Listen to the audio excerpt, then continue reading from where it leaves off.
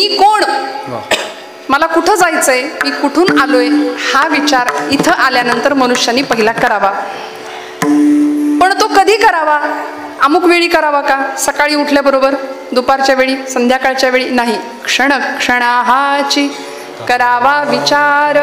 प्रत्येक क्षणाला, प्रत्येक श्वासाला या जीवानी हाच विचार करावा. म्हणून तुकोबारायांनी चकार वापरला. हाची, क्षणोक्षणी हा असं म्हणता आलं असतं महाराजांना, पण महाराज म्हणले नाही, हा विचार सोडून दुसरं काहीच करू नका, कारण हा विचार तुमच्या जीवनाला खऱ्या अर्थी पथप्रदर्शन, उत्तम जीवनाला मार्गदर्शन केल्याशिवाय राहणार नाही. म्हणून सुंदर विचार सांगितला.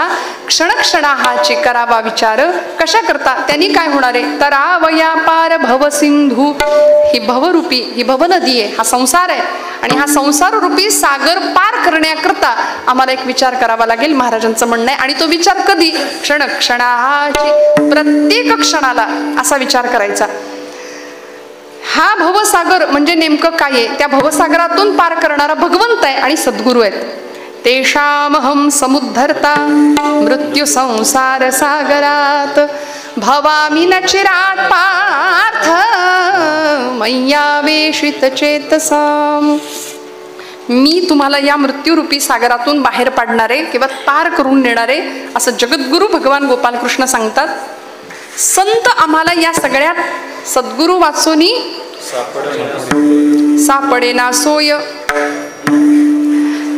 भगवंताशिवाय किंवा सद्गुरूंशिवाय आम्हाला तारणारं कुणी नाही. त्यामुळे या सगळ्या भवसागरातनं पार व्हायचं असेल तर प्रत्येक क्षणाला आमच्याकडून विचार व्हावा. काय विचार झाला पाहिजे? जन्माला आलेलो हे शरीर, या मृत्यू लोकामध्ये आम्हाला प्राप्त झालेला हा नरदेह एक दिवस जाणार आहे. हे एकदा मनात पक्क बसलं ना, का मग मिळालेलं आयुष्य लिमिटेड आहे, सीमित आहे, थोडंसंच आहे. कधी काय घडेल माहिती नाही, थोड्या वेळानंतर काय घडेल माहिती नाही. माहिती आहे का आपल्या सगळ्यांना? आता काही वेळानंतर नक्की काय घडणार आहे आम्ही भविष्य नाही जाणू शकत. बघा ना, माणूस स्वतःच्या सुरक्षेचा फार विचार करतो मंडळी. आम्ही छान सुरक्षित राहिलो पाहिजे. दोन गोष्टींचा हव्यास कायम असतो. सुख माणसाला हवंय पहिली गोष्ट, आणि दुसरी गोष्ट माणूस मृत्यूला घाबरतो. मरण नको, मृत्यू नको, पण जे जगातलं अटळ असलेलं सत्य आहे तेच आम्हाला नको आहे असं म्हणून चालणार नाही.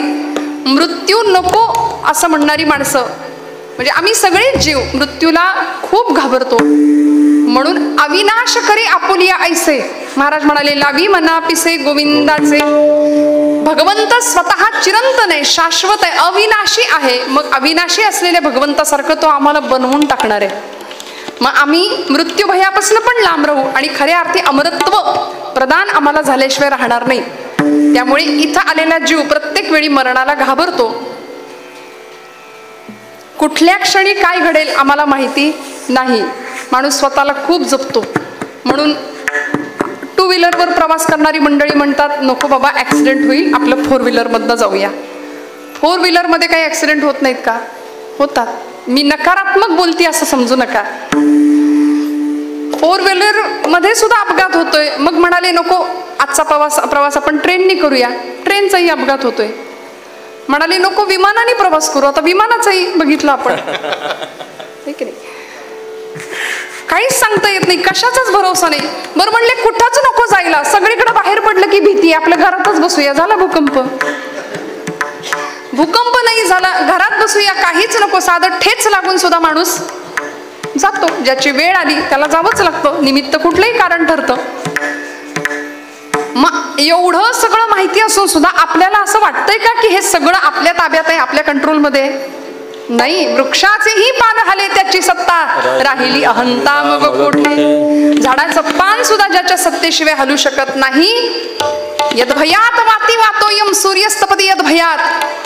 ज्याच्या भयानी वारा वाहतो, ज्याच्या भयानी सूर्य आम्हाला प्रकाश देतो, तापतो, असा सगळ्या जगाचा मालक चालक असलेला परमात्मा तुझी या सत्तेने वेदांचे बोलणे. वेद सुद्धा ज्याच्या सत्तेने बोलतात, जे वेद सुद्धा ज्याचं गुणगान गाताना श्रुती नेती नेती म्हणती गोविंदुरे, न इति न इति नाही, असा वेदांना प्रश्न पडला, देव असा आहे, देव तसा आहे, नाही असा नाही तसा नाही, मग नेमका कसा आहे, हा वेदांनाही प्रश्न पडावा.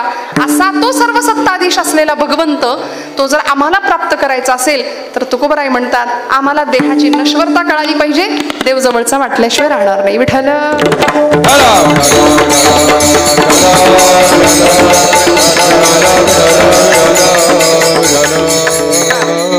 जन्माला आलेला जीव 3 पटांमध्ये जीवन जगतोय. बालस्तावत क्रीडासक्त, चरपट पंजरीमध्ये आचार्य म्हणाले, तरुणीस्तावत तरुणी रक्त, वृद्धस्तावत चिंतामग्न, परे ब्रह्मणी कोपी न लग्न. बालपण कशात गेलं? खेळण्यात निघून गेलं, नाही कळलं, निरागस अवस्था आहे, फार विचार नाही मंडळी करत. तरुणपण ज्या वयामध्ये रग आहे, ज्या वयामध्ये काहीतरी करण्याची ताकद आहे, ते वय असंच मजा मस्ती करण्यामध्ये निघून गेलं, विषयांच्या आहारी जाण्यामध्ये निघून गेलं, व्यसनांच्या आहारी निघून गेलं. तरुणीस्तावत तरुण रक्त, वृद्धस्तावत चिंतामग्न, आणि म्हातारपण गेलं चिंतेमध्ये. परवा एक आजोबा भेटले, म्हणलं कसं काय चाललंय, बरं आहे का? आता संसारी माणूस एकमेकांना पहिला प्रश्न हाच विचारतो. तुम्ही काय विचारता? खूप दिवसांनी माणसं भेटली की आपण काय म्हणतो? बरं आहे. पुढचा माणूस उत्तर देतं बरंच म्हणायचं. जणू काही सगळ्या जगाचं टेन्शन आपल्यालाच आहे, बरंच म्हणायचं. आणि असं जर पुढच्या माणसाने चेहरा केला की विचारणाऱ्याला फार बरं वाटतं, म्हणजे आपलंच बिघडलंय असं नाही. संसारी माणसं अशीच असतात बरं का, एकमेकांना चाचपण्याचं काम करतात संसारी माणसं. त्यामुळे काय विचार करायचा? आम्हाला इथून जायचंय. बालपण खेळण्यामध्ये जाते, तरुणपण विषयांच्या धुंदीमध्ये जाते, म्हातारपण चिंता करण्यामध्ये जाते. त्या आजोबांना मी विचारलं, बाबा कसली चिंता लागली आहे तुम्हाला? निर्जीवम दहते चिता आणि सजीवम दहते चिंता. निर्जीव माणसाला चिता जाळते, पण सजीव माणसाला चिंता. म्हणून चिंता नाही करायची, विचार करायचा. चिंता नाही करायची, चिंतन करायचं. कारण चिंता चितेकडे घेऊन जाईल आणि चिंतन चैतन्याकडे घेऊन जाईल. विठ्ठल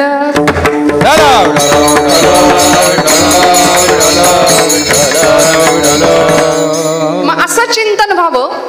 त्यांना विचारलं, मला काही चेहरा त्यांचा बघवलं नाही. म्हटलं बाबा काय झालंय सांगा ना, एवढं आयुष्य उत्तम तुम्ही जगलात, 7 पिढ्या बसून खातील एवढं तुम्ही कमावलंय, इतकं सगळं छान असताना सुद्धा तुमचा चेहरा का बरं सतत चिंताग्रस्त आहे?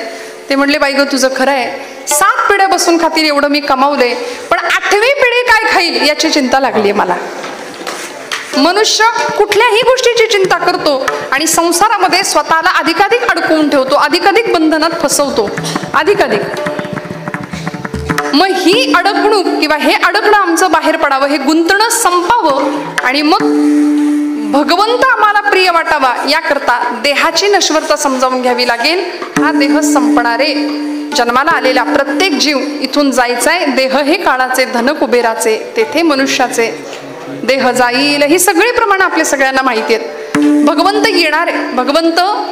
भगवंताची कृपा आमच्यावर झाली ना की आम्हाला या देहाचं जाणं सुद्धा मान्य होतं, कारण त्याच्या इतकं आम्हाला जवळ काही वाटत नाही. म्हणून हा देह एक दिवस संपणारे. यद दहते नित्यम तद देहम, ही देहाची व्याख्या आहे. शीर्यते यद शरीरम, जे सतत झिजतंय त्याला म्हटलंय देह, त्याला म्हटलंय शरीर. काहीच नाही काम केलं तरी सुद्धा ते झिजणारच आहे. नाहीच आयुष्यभर वाकलो तरी 70 नंतर निसर्ग आम्हाला वाकवणारच आहे. येताना काही घेऊन आलो नाही, जाताना काही न्यायचं नाही. मग कशाचा हव्यास? पांघरशी जरी असला कपडा, येशी उघडा जाशी उघडा. काय जीवनाची नश्वरता आहे, काय सत्य आहे. जन्माला आलेला प्रत्येक जीव इथून जाण्याकरता जर आलाय ना, आपल्याकडे लग्न समारंभामध्ये बस्ता बांधण्याची पद्धत आहे का? इथे आहे की नाही? दुकानामध्ये आम्ही जातो, नवनवीन कपडे खरेदी करतो, नवरा नवरीसाठी लाखो रुपयांची खरेदी केली जाते. ज्यांना त्यातलं काही कळत नाही त्यांचा मान जपण्याकरता त्यांनाही न्यावं लागतं दुकानात. भरपूर गर्दी आणि भरपूर खरेदी झाल्यानंतर तो दुकानदार ती सगळी वस्त्र एका कपड्यामध्ये आम्हाला बांधून देतात आणि ते वस्त्र पांढऱ्या रंगाचं असतं. आमची परंपरा आम्हाला सांगते, लाख कमाओ हिरा चांदी सोना मोती, लेकिन कफन को कभी जेब नहीं होती. त्याला खिसा असतो का? जाताना जे पांढरच वस्त्र अंगावर घ्यायचंय त्याला खिसा आहे? कधी कुठे पाहिलाय? काहीच नाही नेता येत. मग कशाचा हव्यास? महाराज म्हणतात हा देह जाणार आहे. पांघरशी जरी असला कपडा, येशी उघडा जाशी उघडा, कपड्यासाठी करशी नाटक 3 प्रवेशांचे, एक धागा सुखाचा, 100 रागे दुःखाचे, जर तारी हे वस्त्र माणसा तुझी आयुष्याचे, एक धागा सुखाचा. कुणी विणलं हे सगळं वस्त्र? बघा, त्या भगवंताचं नाव सांगतात. हे महाराष्ट्राचे आधुनिक वाल्मिकी गदी माडगुळकरांचे शब्द आहेत आणि बाबूजींचे स्वर आहेत. या वस्त्रात विणतो कोण, एक सारखे नसती दोन. जुळे जरी असले तरी फरक असतो, जुळी भावंड असली तरी फरक आहे. हजारो लाखो चेहरे या जगात भगवंतांनी निर्माण केले, एक चेहरा दुसऱ्या चेहऱ्यासारखा नाहीये, फरक आहे. म्हणून म्हटलं जुळी जरी असली भावंड तरी फरक आहे. मग काय इंजिनियर आहे, केवढा मोठा इंजिनियर आहे तो. या वस्त्रात विणतो कोण, एक सारखे नसती दोन, कुणान कळले त्रिखंडात या हात विण कर्याचे, एक धागा सुखाचा, 100 रागे दुःखाचे, जर तारी हे वस्त्र माणसा तुझी आयुष्याचे, एक धागा. विठ्ठल विठ्ठल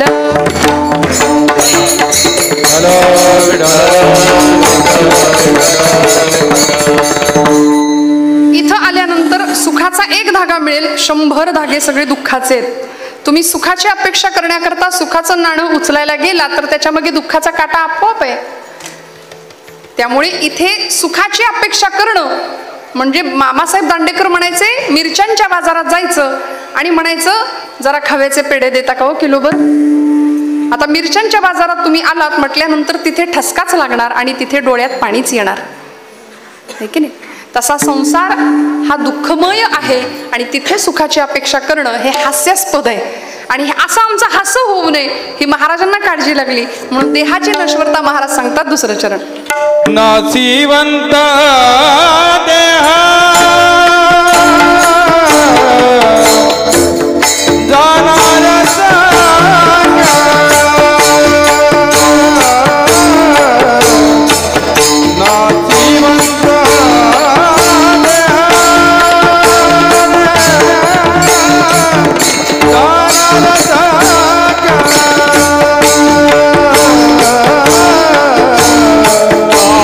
Shiva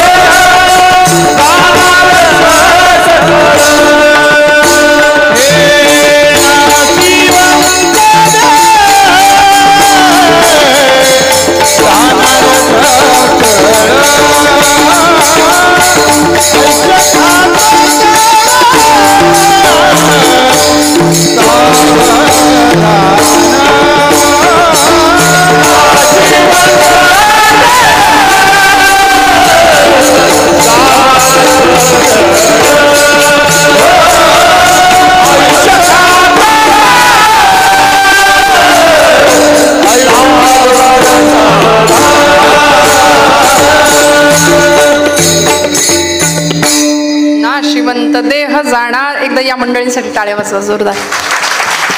वा, ती आहेत म्हणून कीर्तन आहे नाही का. लावणी श्रुती मृदंग टाळ घोष हे सगळं असेल तर कीर्तनाचा आनंद आहे. आणि मग समाधीचे सुख सांडाव वाळुनी ऐसा या कीर्तनी ब्रह्मरस. देवाला आवडेल अशी कथा आपल्याकडून घडावी ही त्याची इच्छा असते. म्हणून तुका म्हणे कथा देवाचेही ध्यान समाधी लावून उभा असे. देव कीर्तनात नाचतो येतो डोलतो तसा देव कीर्तनात समाधी लावून उभा असतो. हे संतांचं म्हणणं आहे. म्हणून कीर्तनात श्रद्धेने बसावं बरं का. हा, आता ती बया येते कीर्तनात येते की लोक आम्हाला भेटतात, ताई युट्यूबवरचं कीर्तन रोज ऐकतो, तुमचं कीर्तन ऐकल्याशिवाय झोप लागत नाही. मला बरेच दिवस महाराज कळे ना ही कमेंट मी पॉझिटिव्ह घेऊ की निगेटिव्ह घेऊ नक्की. कारण नामदेवांच्या कीर्तनात देव नाचत होता, लोक डोलत होते. अहो इतका आनंद. होय अंग हरिरूप या पदाला नेणारं हे कीर्तन आहे. म्हणून परिवाराला धन्यवाद का द्यायचे. दुसरा कार्यक्रम अनेक मंडळी करतात, पण इथे नामासमोर आपल्या वडिलांच्या स्मृतीप्रित्यर्थ भजन पूजन नामस्मरण अर्चन घडावं ही या परिवाराची धारणा आहे. आणि पहिलं पुण्यस्मरण तेवढ्यावर न थांबता दुसरं पुण्यस्मरण करावं आणि कायम भजन कीर्तनामध्ये आपण राहावं. पुढच्या पिढ्यांना हा वारसा आपल्याकडून सुपूर्त केला जावा. येथ वडील जे जे करीती तया नाम धर्म ठेवीती. बरे काकांच्या बद्दल मगाशी दादा बोलून गेले की दान सडळ हस्तानी करावं. इथे आल्यानंतर मी या जगाचं काहीतरी देणं लागतो, जगाचा तो भार आपल्या शिरावर ऐसे थोडे तर वाटू द्या हो. अहो समाज बांधवांचं देश बांधवांचं या राष्ट्राचं या मातीचं मी काहीतरी देणं लागतो हा विचारच आम्ही करत नाही. क्षण क्षणाहाची करावा विचार. हे सगळं संपणार आहे ना, तर मग अशा हाताने द्यावं की घेणाऱ्यांनी घेत जावं, देणाऱ्यांनी देत जावं आणि घेणाऱ्यांनी घेता घेता देणाऱ्याचे म्हणजे कापून घ्यायचे का इथून नाही, ती देण्याची वृत्ती घ्यावी. आणि सुभाषितकार म्हणले शतेषु जायते शूरहा सहस्रेषु च पंडितः वक्ता दशसहस्रेषु आणि दाता भवती वानवा. सध्या समाजामध्ये दात्यांची वानवा म्हणजे दुष्काळ आहे. देणं नाही, सगळं जमवायचं असतं आम्हाला. पहिला पै गाठी मारून सगळा पैसा आम्ही सेव्हिंगला जातो. उष्ट्या हाताने जुनी माणसं म्हणायची कावळा सुद्धा कधी हाकलला जात नाही. इतका फक्त स्वतःचा आणि स्वतःच्या प्रपंचापुरता आम्मी विचार करतो. मी आणि माझं 4 भिंतींच्या आतलं विश्व आहे ते फक्त माझं, माझा मुलगा, माझं घर, माझी बायको, माझा परिवार हे सगळं. आणि मग वयाच्या 60 नंतर राग येऊ देऊ नका, थोडंसं स्पष्ट बोलते. वयाच्या 60 नंतर 70 नंतर जेव्हा आपल्याच माणसांनी दिलेलं नाकारलेपण आपल्या वाट्याला येतं तेव्हा आपल्याला कळतं देव सोयरा, देव सोयरा, देव सोयरा दिनांचा, त्याच्याशिवाय कुणीच नाही. हे सगळं खोटं आहे ज्याच्यासाठी आपण आयुष्यभर हाडाची काढ केली. जीवाचं सगळंच तुम्हाला माहिती आहे, माझं रक्ताचं एवढं सगळं करून 16-17 वर्षाचा मुलगा आपल्याच पित्याला म्हणतो तुम्ही आमच्यासाठी केलं काय. म्हणून ज्ञानोबराय तुकोबराय जगाचे बाप आहेत, आई आहेत. पांडुरंग परमात्मा माय जगन्नाथ बाप जगन्नाथ अनाथांचा नाथ जनार्दन. म्हणून एक पिता पितृत्व भावनेतून मागे आपल्या परंपरा म्हणून आपल्या पिढीसाठी येणाऱ्या पिढीला काय देऊन जातो हे दातृत्वाचं किंवा हे अत्यंत सुंदर असं संस्कारांचं लेणं या पाटील कुटुंबियांसाठी काका ठेवून गेलेत. लोक आज समाजामध्ये अशी काही करंटी मंडळी आहेत की ती म्हणतात बापांचं पुण्यस्मरण केलंच पाहिजे का, श्राद्ध करावंच लागतं का ताई, कुठं काय बिघडतंय. अरे बिघडणार कुणाचं काही नाही, बिघडेल ते तुझं बिघडेल. त्यामुळे श्रद्धेने आमच्या परंपरा आमची शास्त्र आम्हाला सांभाळावी लागतील आणि संस्कारापैकी असलेला हा एक संस्कार. बरं आता हे द्वितीय पुण्यस्मरण वडिलांचं स्मरण कायम राहावं, जगी ऐसा बाप व्हावा त्याचा वंश. त्यामुळे अशा पिढ्यांना अनंत काळपर्यंत आयुष्य लाभावं असं महाराजांचं पण म्हणणं आहे की नाही, अकल्प आयुष्य व्हावे तया कुळा माझिया सकळा हरीच्या दासा. काय दिव्य मागणं मागितलंय. हे सगळं करण्यामागे एक जाणीव संतांची पक्की होती की हा देह संपणार आहे, इथं शाश्वत काहीच नाही, नाशिवंत देह जाणार सकळ आयुष्य खातो काळ सावधान. सावधान शब्द वापरला महाराजांनी आणि तुम्हाला मला सावध केलं म्हणजे नक्की आहे की आम्ही बेसावध आहोत. निर्वाण दीपे किमुतैल दानम चोरे गते वा किमु सावधानम वयोगते किं वनिता विलासहा पयोगते किं खलु सेतु बंधहा. थोडक्यात सांगते, दिवा विझून गेल्यानंतर उपयोग नाही. दिवा विझण्यापूर्वी दिवा विझू नये याची काळजी घेणं म्हणजे सावध असणं. विठ्ठल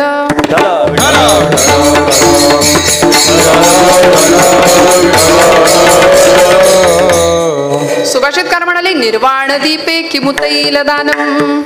दीप विझून गेल्यानंतर तेल घालून उपयोग काय? दिवा विझण्याआधी तेल वेळच्या वेळी घातलं गेलं पाहिजे. चोरे गते वा किमु सावधानम. चोरी झाल्यानंतर सावधपणा, उपयोग काय? चोरी होण्यापूर्वी सावध असणं फार गरजेचं आहे. म्हणून संतांनी आम्हाला वेळोवेळी सावध केलं. सावधान सावधान देशकाल वर्तमान अवघेची अव्यवधान. परिस्थिती इतकी भीषण होती 16व्या शतकातली, ज्यावेळी तुकोबराय होते, ज्यावेळी समर्थ रामदास स्वामी होते. नाथांचा काळ. यवनी आक्रमण, परकीय आक्रमण, आसमानी आणि सुलतानी संकटांनी ही माती, या मातीचे हाल केले लोकांनी, इथल्या लोकांचे हाल केले. परकीय आक्रमण झाली. आमच्याच घरातल्या बाया बापड्यांना आमच्या डोळ्यासमोर ओढलं जात होतं आणि अब्रू लुटताना पाहण्यापलीकडे लोकांचा नाईलाज होता. इतकी भीषण भयानक परिस्थिती महाराष्ट्राच्या भूमीमध्ये निर्माण झालेली असताना तुकोबराय आम्हाला सावधतेचा इशारा देतात. भक्तीचा आणि शक्तीचा सुरेख संगम या महाराष्ट्रामध्ये होतो. म्हणून आमचा प्रत्येक वारकरी हा धारकरी सुद्धा असतो. हातामध्ये टाळ असतो. वेळ आलीच तर भजनही होईल आणि मग वारकरी असं म्हणून आम्ही शस्त्रही हातामध्ये घेऊ शकू. त्यामुळे सावधतेचा इशारा आहे. मग सावध कुठल्या कुठल्या बाबतीत व्हायचं? धर्माच्या बाबतीत आम्ही सावध असावं. आमच्या देश संरक्षणाच्या बाबतीत सावध असावं. देवळातला देवच ज्यांच्यामुळे सुरक्षित राहिला असे छत्रपती शिवाजी महाराज हिंदवी स्वराज्य संस्थापक तुकोबरायांच्याकडून दीक्षा घेतात धर्माची, शक्तीची, भक्तीची. आणि मग तुकोबराय सांगतात, ना शिवंत देह जाणार सकळ आयुष्य खातो काळ सावधान. हे सावधपण तुमच्या माझ्या रक्तात आलं पाहिजे, माहिती असलं पाहिजे. पण काय होतं, एखादा आमच्या घरातलं मनुष्य किंवा आमच्या परिवारातलं मनुष्य निघून गेलं की त्याला आम्ही सोडवण्याकरता कुठे जातो? शेवटचा निरोप द्यायला आपण घाटावर जातो, स्मशानात जातो. धर्मराजानी यक्ष प्रकरणामध्ये त्या यक्षराजानी धर्माला महाभारतामध्ये प्रश्न विचारला की अहन्य हनी भूतानी गच्छन्ति यम मंदिरम तेषा स्थिरत्वमिच्छन्ति किमाश्चर्यम तत्परम. जगातलं सगळ्यात मोठं आश्चर्य काय आहे धर्मा? आणि युधिष्ठिराने उत्तर दिलं, म्हणाले, महाराज, या जगातलं सगळ्यात मोठं आश्चर्य एकच आहे की माणसाला माहिती आहे की आपल्याला एक दिवस इथून निघून जायचंय, तरी सुद्धा मनुष्य मृत्यूला घाबरतो. हे जगातलं सगळ्यात मोठं आश्चर्य. अजून सांगू का? तर मला सांगतात की एखाद्या जीवाला किंवा एखाद्या मनुष्याला गेल्यानंतर त्याला निरोप देण्याकरता सगळा आप्तेष्ट नातेवाईक परिवार तिकडे जातात. यम मंदिरम, ते यमाचं मंदिर आहे, घाटावर जातो आपण. तिथे गेल्यानंतर पूर्णपणे अग्निसंस्कार झाला आणि माघारी येणारं माणूस अशा काही रुबाबात येतं की जणू काही आपला आणि या जागेचा काही संबंधच नाही. आम्ही अशा ॲटिट्यूडमध्ये माघारी फिरतो की आम्हाला जणू काही इकडे फिरकायचंच नाही. हे जे इतर माणसांचं वाटणं आहे ना, ते जगातलं सगळ्यात मोठं आश्चर्य आहे. विठ्ठल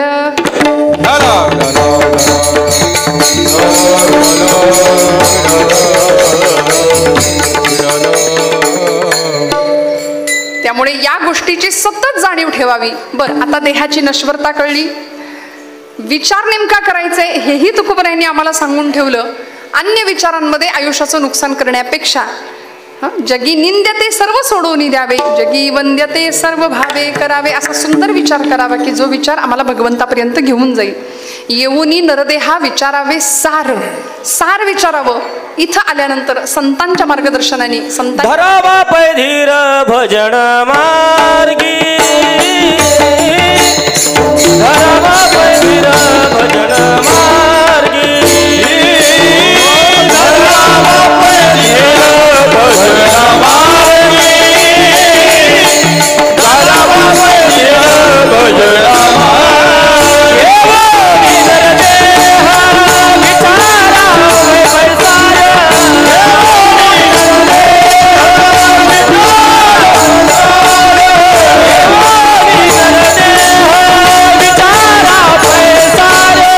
Yeah!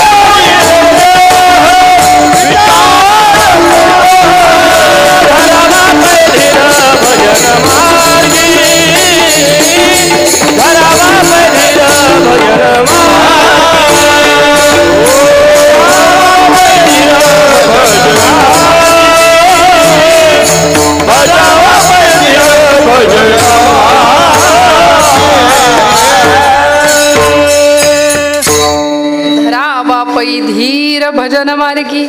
सार विचारलं पाहिजे, क्षणक्षणाला विचार केला पाहिजे. देह नश्वर आहे, देह जाणारे हा विचार केला पाहिजे. आणि हाच विचार भगवद्गीतेच्या माध्यमातून, ज्ञानेश्वरीच्या माध्यमातून संतांनी आम्हाला दिला. अर्जुनाला भगवंत सांगतात, तरी झडझडोनी महिला निघ, ये भक्तीची वाटे लाग, तै पावसी अव्यंग निजधाम माझे. किती विचार करायचा. यया आठा प्रहरा माझारी, तरी गा तू ऐसे करी. यया आठा प्रहरा माझारी, मोटके निमिषभरी दे तुझाच. क्षण क्षण आयुष्यातला अत्यंत महत्वाचा आहे, याची जाणीव तुकोबराय आम्हाला देतात. आणि मग हे सगळं कळण्याकरता माणसाला कळतच नाही. आजारी पडल्यानंतर आम्ही आपल्या मनाने औषधं घेतली तर जमतं का? आजारी पडलो की आम्ही, तो डॉक्टर नावाचा देव आम्हाला त्यावेळी आठवतो. आम्ही डॉक्टरकडे जातो. डॉक्टर आम्हाला प्रिस्क्रिप्शन लिहून देतात, अमुक अमुक गोळ्या, एवढ्या एवढ्या दिवसाचा कोर्स करा. आपण ते घेऊन येतो. डॉक्टरांना असं नाही म्हणत याच गोळ्या मी काल खायच्या, नाही का. विश्वास ठेवतो आणि मेडिकलमध्ये जाऊन गोळ्या घेऊन येतो. घेऊन आल्यानंतर देवापुढं ते सगळे औषधं ठेवतो आणि त्याला आपला हळदी कुंकू वाहतो. नाही ना, ती औषधं घेतो आपण, सेवन करतो. 4 दिवस 10 दिवस जो काही कोर्स असेल तेवढा आपण पूर्ण करतो. का? कारण आमचा विश्वास आहे तिथे गुण येणार आहे. मग एखाद्या डॉक्टरवर आम्ही विश्वास ठेवतो, डॉक्टरच्या औषधाचा गुण येणार आहे हा आम्हाला विश्वास असतो. एखादा अंतराळवीर जातो, अंतराळामध्ये तो सांगतो मंगळावर अमुक अमुक आहे, सॅटेलाइट्सद्वारे चित्र पाठवली जातात. आम्ही विश्वास ठेवतो खरंच चंद्रावर अमुक असलं पाहिजे, मंगळावर अमुक असलं पाहिजे. आम्ही अंतराळवीरावर विश्वास ठेवतो, शास्त्रज्ञांवर विश्वास ठेवतो. एवढंच कशाला, कुणी जर विषाची बाटली आपल्या समोर धरली आणि सांगितलं हे विष आहे बरं का, आणि हे प्यायलं तर माणूस मरतो. महाराज मला म्हणतील का बघू बरं 2 थेंब मला पिऊन बघू दे. माझा नाही विश्वास हे विष आहे. विष पिण्याआधी आपण त्याच्यावर विश्वास ठेवतो की विषाने माणूस मरतं. भले त्या बाटलीत विष नसलं तरी सुद्धा आम्ही त्या बाटलीवर ही विषाची बाटली आहे कोणी सांग, म्हणजे आम्ही विषावर सुद्धा विश्वास ठेवतो. आम्ही सगळ्यावर विश्वास ठेवतो, पण आम्ही संतांवर विश्वास ठेवत नाही. संत चमत्कार करतात तिथे आम्ही विश्वास नाही ठेवत. तुकोबरायांचं वैकुंठ गमन आम्ही चर्चेत आणतो, माऊलींची समाधी आम्ही चर्चेत आणतो. लोकांनी समाधी उघडून बघण्याचा प्रयत्न केला. तुकोबरायांच्या वैकुंठ गमनासंबंधी अनेकांनी चर्चा केल्या.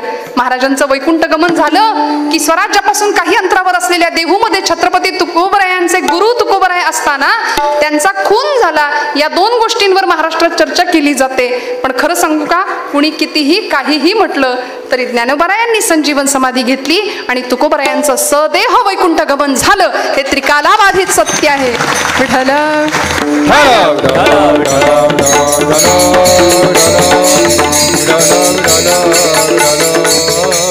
आमचं भावविश्व तेवढं समृद्ध नाही ना, म्हणून आम्हाला इथे संदेह वाटतो. आणि मी मगाशी एक विधान केलं होतं, शंका घेणाऱ्यांचं इथं नुकसान झालं. शंका घेणाऱ्या मंडळींचं इथं नुकसान. मग इथं श्रद्धेचंच काम आहे, इथं श्रद्धेचं काम आहे. बुद्धीने विचार करायचंय, पण ती बुद्धी विचार न करणारी बुद्धी ही असं म्हणतात वांझोटी असते. बुद्धी शरण न जाणारी बुद्धी ही वांझोटी असते. त्यामुळे शरण गेली पाहिजे बुद्धी कुठं? संतांच्या पायाशी. म्हणून एक मार्ग सांगितला, 3रं चरण. संत समागमी धरावी आवडी, संत समागमी धरावी आवडी, संत समागमी धरावी आवडी, संत समागमी धरावी आवडी, परमार्थाची करावी तातडी परमार्थाची, नाशिवंत देह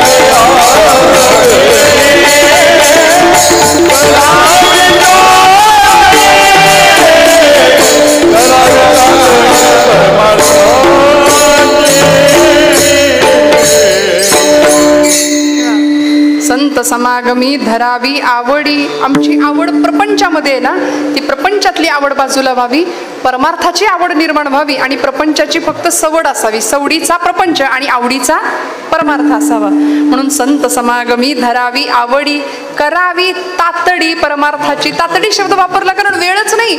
कुठल्या क्षणाला मृत्यूची झडप येईल, काळ आमच्यावर घालेल हे माहिती नाही.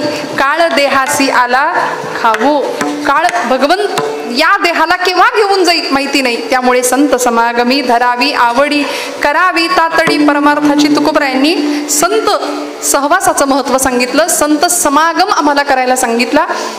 त्याचमुळे देहाची नश्वरता आम्हाला जास्त स्पष्ट होणार आहे. संतांचा सहवास का करायचा? संतांच्या आयुष्यात असं काय आहे? संतांचा आचार काय आहे? संत काय जेवतात?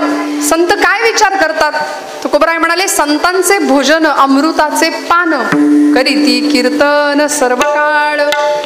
संतांचा आचार काय आहे? संतांचा विचार काय? संतांची आगावी प्रेमाचा सुकाळ, नाही तळमळ दुःखलेश. जिथं दुःखाला थारा नाही, विश्रांतीला वाटलं विश्रांती घ्यावी तर ती संतांच्या ठिकाणी जाते. दासबोधातलं वचन आहे, संत विश्रांतीची विश्रांती.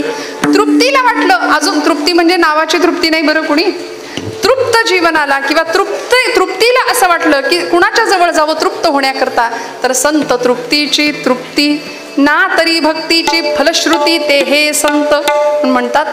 संगत पंगत चुकली तरी चालेल, पण संगत चुकता कामा नये. काय करते संगत आम्हाला? संगत आम्हाला जीवनमुक्त अवस्थेपर्यंत पोहोचवते. आचार्य म्हणाले, सत्संगत्वे निसंगत्वम, निसंगत्वे निर्मोहित्वम, निर्मोहित्वे निश्चलत्वम, निश्चलत्वे जीवनमुक्ती. संतांचा सहवास का करायचा? अनेक परीने आम्हाला संतांनी समजावून सांगितलं. भगवंत जर आकळायचा असेल, आकळावा श्रीपती येणे पंथे, इथं या मग संतांचे संगती मनोमार्ग गती. आकळावा श्रीपती येणे पंथे, इथे आल्यानंतर भगवंत आम्हाला कळतो. संतांच्या सहवासात बसायचं, तातडीने परमार्थाला सुरुवात करायची. नंतर करू, मग बघू, रिटायरमेंट झाल्यावर बघू असं म्हणणारी माणसं कीर्तनाला येता का? नको म्हणाले, आताच कुठं बघू, आता अजून थोडस जरा मूड लागत नाही. कोई तन दुखी, कोई मन दुखी, कोई धन बिन रहत उदास, थोडे थोडे सब दुखी, सुखी हरी के दास. सगळे दुःखी आहेत इथं, पण सुखी कोण आहे माहितीये? जो इथं धर्ममंडपात येतो, काही क्षण भगवंताच्या नामस्मरणामध्ये राहतो, आणि जे सुख आम्ही प्रपंचात शोधतो ते सुख प्रपंचात नाही, ते इथं आहे खरं सुख. कारण सगळ्या सुखाचा दाता इथं आहे ना, कीर्तनामध्ये भगवंत आहे, आपण ऐकलं. त्यामुळे अशा संतांच्या सहवासाने भगवंताची ओळख आम्हाला होणार आहे. म्हणून महाराज म्हणाले, संत समागमी धरावी आवडी, करावी तातडी परमार्थाची. संतांचं महत्व, संतांचा सहवास तुम्हाला मला काय देऊन जातो? श्रोते हो, महाराज देहूमध्ये वास्तव्य आहे. लोकांनी वेड्यात काढावं तुकोबरायांना. सुरुवातीच्या काळामध्ये घरामध्ये सावकारी महाराजांच्या प्रचंड श्रीमंती,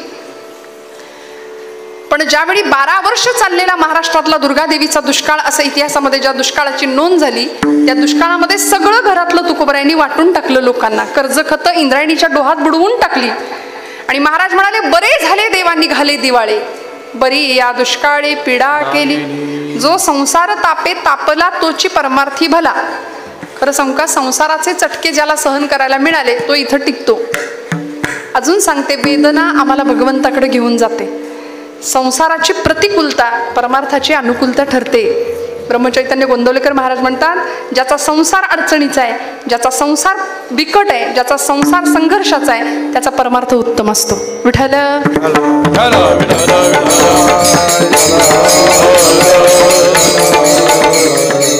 म्हणून तातडीनं परमार्थ करावा.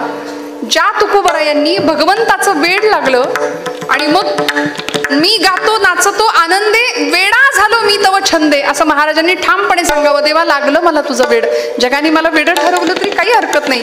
कोणी निंदा कोणी वंदा, आम्हा स्वहिताचा धंदा. कारण हित कशात आहे हे संतांना कळलं आणि तुम्हाला मला हिताचा मार्ग सांगितला. महाराज दुष्काळानंतर पांडुरंगाकडे जास्त ओढले गेले, संसाराचे चटके बसले. म्हणून देवा तू मला जवळचा वाटायला लागलास. भामनाथाच्या डोंगरावर जावं, तासन तास बसावं आणि काय करावं? तुका म्हणे होय मनाशी संवाद, आपुलाची वाद आपणासी. आपण आपल्याशी कधीच बोलत नाही. तुम्ही म्हणाल कसं बोलायचं? आपण आपल्याला फोन लावलाय का कधी? ते मुरारी बापू फार सुंदर सांगतात. ते म्हणाले, कभी खुद को फोन लगा के देखा है, एंगेज टोन सुनाई देगी. आपण आपलाच मोबाईल घ्यायचा, आता करू नका, नंतर करून बघा. आपण आपलाच मोबाईल घ्यायचा, आपलाच नंबर त्याच्यावर डाईल करायचा आणि काय होतंय परिणाम बघायचा. ते म्हणाले, कभी खुद को फोन लगा के देखा है, एंगेज टोन सुनाई देगी. अभी इस समय सभी लाईन व्यस्त है, असं ती बाई सांगेल आपल्याला. कारण आपण आपल्याशी कधीच बोलत नाही, आपण आपला श्वास कधी ऐकत नाही, आपण अंतर्मुख नाही, आपण बहिर्मुख आहोत. संतांनी आत डोकवायला सांगितलं म्हणून लोकांत करायचाच, पण लोकांतापेक्षा एकांताला जास्त महत्व संतांनी दिलं. म्हणून महाराज काय, माऊली काय, सगळे संत एकांतात जायचे आणि मग एकांत केल्यानंतर हृदयस्थ सीताकांत प्रकट होतो. हा संतांच्या जीवनाचा संदेश होता. भगवंत कधी भेटतो, आतमध्ये डोकवावं लागेल. आतला परमेश्वर कधी दिसेल, या हृदयामध्ये मी रामू, असता सर्व सुखांचा आरामू, परिभ्रांतासी कामू विषयावरी. विषयचित्त मन झालं, आतला राम दिसेन असा झाला. आणि मग त्याची जर ओळख व्हायची असेल तर परत संतांकडे गेलं पाहिजे. संत आम्हाला त्याची ओळख करून देतील. साठविला हरी जेही हृदय मंदिरी, त्यांची सरली येर झार झाला सफल व्यापार. देवाला हृदयात साठवायचं कसं हे संत आम्हाला शिकवतात. संतांना तो मिळाला, संत आम्हाला तो देतात. कसा देतात, सहवासाने देतात. महाराजांनी नंतरच्या काळामध्ये कीर्तनाला उभं राहावं. देहूमध्ये लोकांची ही गर्दी, देहूमध्ये भरपूर कीर्तन लोक तुकोबरायांचं ऐकायला यायचे. छत्रपती शिवप्रभू तुकोबरायांच्या कीर्तनाला पुण्यामध्ये निवडुंगे विठोबाचं मंदिर, महाराजांचं कीर्तन आणि छत्रपती शिवाजी महाराज कीर्तनाला बसायचे. हा अधिकार आहे, ही श्रीमंती आहे या महाराष्ट्राची. या महाराष्ट्राचा राजा तुकोबरायांचं संत परंपरेचं वर्तन किंवा संत परंपरेचं अनुकरण करत होता. आणि ज्या तुकोबरायांनी गोड कीर्तन करावं, किती 1 तास 2 तास, 5-5 तास महाराजांचं कीर्तन, मन नाही पोट भरून मन भरून कीर्तन करावं. आणि पांडुरंग परमात्मा साक्षात कीर्तनामध्ये उभा राहायचा, आलिंगन द्यावं तुकोबरायांना. इतका सुंदर तुकोबरायांचा परमार्थ होता. करावी तातडी परमार्थाची महाराज म्हणतात. महाराजांचं कीर्तन देहूमध्ये जसं व्हायला लागलं ना, तसं आजूबाजूची मंडळी महाराजांना कीर्तनाला निमंत्रण द्यायला लागली. महाराज कीर्तनाला जायला लागले. लोहगावामध्ये तुकोबरायांचं कीर्तन एक दिवशी रंगलं. शिवबा कासार नावाचे महाराजांचे 14 टाळकऱ्यांपैकी एक टाळकरी होते. त्यांच्या घरी काही कारणानिमित्ताने तुकोबरायांचं कीर्तन उभं राहिलं. कीर्तनाला सुरुवात झाली. रामकृष्ण हरिनामाचा टाहो उच्चार झाला. सदा नाम घोष करू हरिकथा, तेडे सदा चित्ता समाधान. महाराजांनी गोड कीर्तन करावं. कीर्तन संपलं, सगळी पांगापांग झाली, लोक आपल्या घरी निघून गेले. आणि महाराज सुद्धा म्हणले, आता मी सुद्धा जायला निघतो. पूर्वीचा काळ, आता काही गाडी घोडे असं काही आता जसं साधन आहे तशी पूर्वी नव्हती ना. मग चालत प्रवास, लोहगाव ते देहू हा चालत प्रवास. रात्रीच महाराज निघाले. शिवबा कासार म्हणाले, महाराज राहा, आजच्या दिवस राहा, उद्या जा सकाळी. नाही म्हणाले, गेलं पाहिजे, आवली आहे घरी, गेलं पाहिजे. महाराज चालत निघाले. आणि रात्रीच्या अंधकारामध्ये जात असताना समोरून एक चोरांचं टोळकं, एक 15-20 जणांचं टोळकं महाराजांच्या समोर आलं. त्यांनी विचार केला की आपल्यातला एक जण नेहमीच आहे, तो कमी आहे, आज गैरहजर आहे. म्हणले यांना घेऊया, हे काही कधी कुणाला नाही म्हणत नाहीत. महाराजांचा स्वभाव माहिती होता. म्हणाले, महाराज येताय आमच्या बरोबर? कुठे एवढं सुद्धा नाही विचारलं. संत कधी प्रतिक्रिया देत नाही बरं, आत्मानंदात मग्न आहेत. रामकृष्ण हरी, रामकृष्ण हरी. महाराजजी चला आमच्या बरोबर. महाराज म्हणले, चला. कुठं नेलं? आत्ता कुठं कीर्तन केलं तिकडंच चला म्हणाले. चला म्हणाले. या 15 चोरांना घेऊन महाराज शिवबा कासारांच्या घरी जातात. वाड्याचा दरवाजा उघडला जातो. सगळे चोर वाड्यामध्ये चोरी करण्याकरता घुसले, शिरले. आणि तुकोबरायांनाच मदतीला बोलावलं. महाराज आतमध्ये जा, आतमधल्या सगळ्या वस्तू आमच्याकडे पोहोच करा. महाराजांनी करावं, तसंच करावं. आणि बघता बघता हा सगळा कार्यक्रम चालू आहे. आणि पहाटेचे 4 वाजले. 4 वाजले की जातिवंत संत, निष्ठावंत वारकरी शांत बसत नाही. उठा जागे भारे आता, स्मरण करा पंढरीनाथा, अविसरे हे रामा.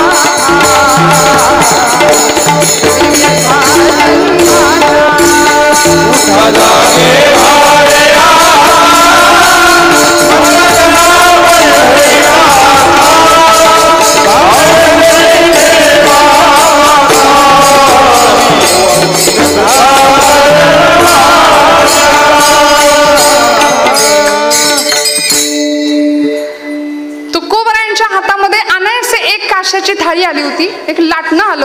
आणि लाटणं थाळीवर पडायला लागलं, कळलंच नाही.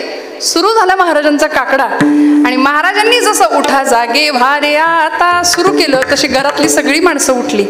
चोर म्हणले अरे अरे अरे कुठून दुर्बुद्धी सुचली, यांनाच घेऊन आलो इथं. सगळे म्हणाले आता झाली फजिती, जिथं जागा मिळेल तिथं लपून बसा. सगळे लपून बसले आणि तुकोबरायांचं भजन चालू झालं. शुभा कासार महाराजांकडे आले, महाराज घरी गेलाच नाही. महाराज म्हणले गेलो होतो. मग परत कसे आला? सोबत कोण आले महाराज? महाराज म्हणले एकटा नाही आलो, सोबत आलेत ना. कोण कोण आले? दिंडी आलीये म्हणाले माझ्यासोबत. 15-20 सगळे ते चोर, त्यांना नाईलाजानी लपलेले जागेवरून बाहेर पडावं लागलं. आणि मग आता काय, महाराजांबरोबर काकडा करावा लागला. तुळशीच्या माळा गळ्यात घालून